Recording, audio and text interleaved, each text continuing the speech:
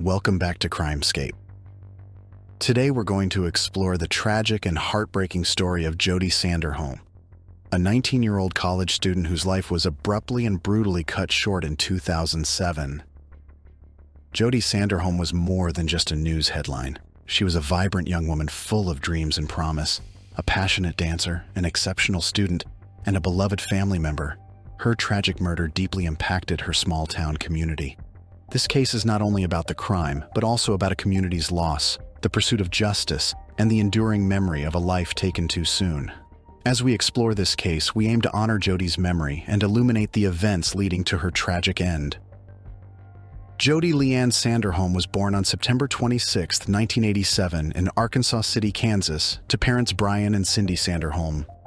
The youngest of three children, Jodi grew up in a loving and supportive family environment. Her parents ran a local business, Ark City Glass, and the family was well known and respected in their small community.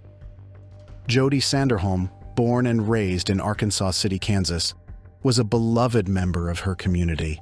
From a young age, she was passionate about dancing, a pursuit she followed from high school into college. But her talents weren't limited to the dance floor. Jodi was also an exceptional student, earning numerous academic accolades, including being one of 4 valedictorians of her high school class. She was studying pre-pharmacy at Cowley College, with plans to transfer to a university in Dallas. Jodi's life was brimming with promise and potential, tragically cut short in January 2007. On the morning of January 5, 2007, Jodi Sanderholm embarked on what seemed like a typical day.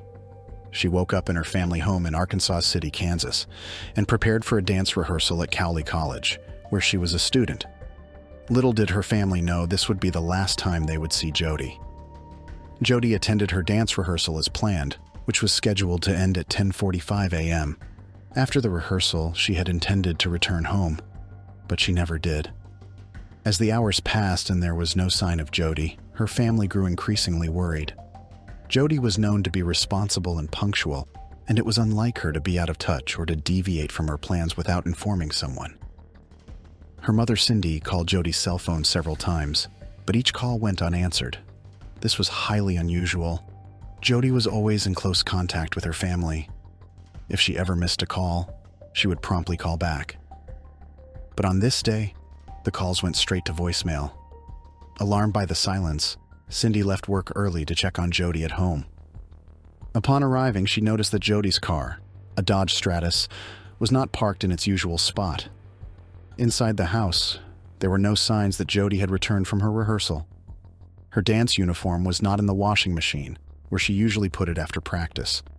And the shower was dry, even though Jodi had a habit of showering after dance class.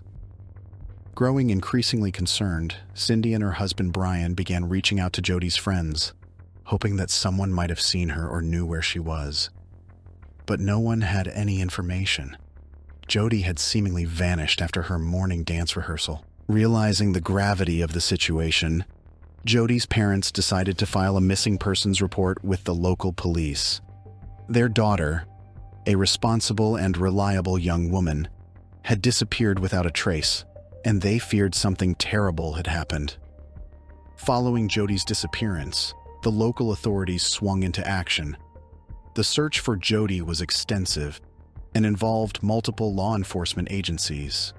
They began by tracing her last known movements, which led them to Cowley College, where she had attended a dance rehearsal.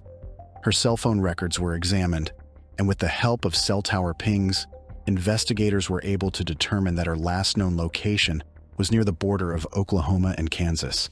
This information led them to the Kaw Wildlife Area, a vast expanse of wilderness that presented a daunting search area. Search teams, including tracking dogs, were deployed to scour the area. The search was painstaking and grueling, with each passing hour increasing the urgency and the fear of what they might find. 4 days after her disappearance, on January 9, 2007, the search came to a tragic end. Jodi's body was discovered in the Kaw Wildlife Area. The scene was grim. Jodi had been brutally assaulted and left under a woodpile.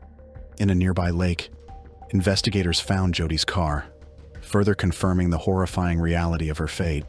The discovery of Jodi's body marked a turning point in the investigation. What had started as a missing persons case had now become a murder investigation. The focus shifted from finding Jodi to finding her killer. The evidence collected from the scene, including DNA under Jodi's fingernails and hair strands found in her car, would prove crucial in the pursuit of justice for Jodi.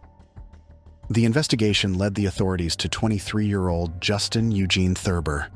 Thurber was not a stranger to Jodi or her friends. In fact, it was discovered that he had been stalking Jodi and several other members of her dance team. The evidence against Thurber was substantial.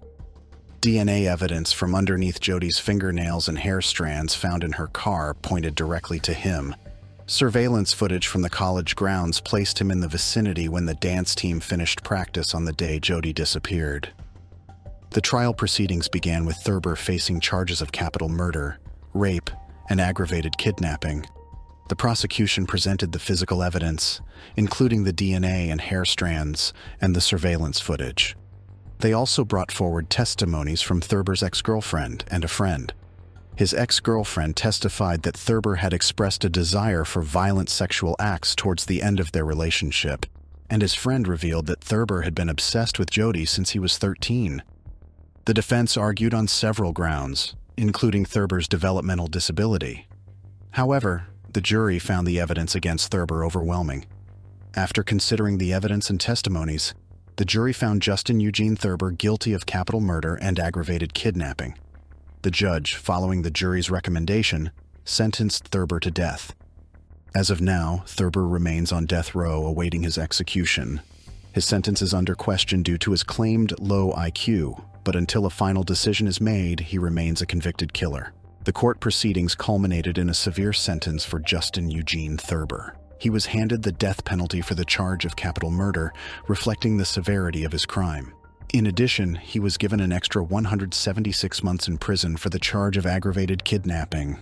Despite the sentence, Thurber remains on death row to this day. His execution has been delayed due to ongoing appeals and questions about his mental capacity. His defense team has argued that his low IQ should exempt him from the death penalty. Until a final decision is made, Thurber remains a convicted murderer, held accountable for the tragic death of Jodi Sanderholm. The case of Jodi Sanderholm had a profound impact on her community and beyond. It was a stark reminder of the dangers that can lurk even in small, close-knit towns. The shock and grief that rippled through the community following Jodi's murder were immense. Her family, friends, and the entire town of Arkansas City were left to grapple with the loss of a young woman who had her whole life ahead. That's all for today. Subscribe to Crimescape for more similar content.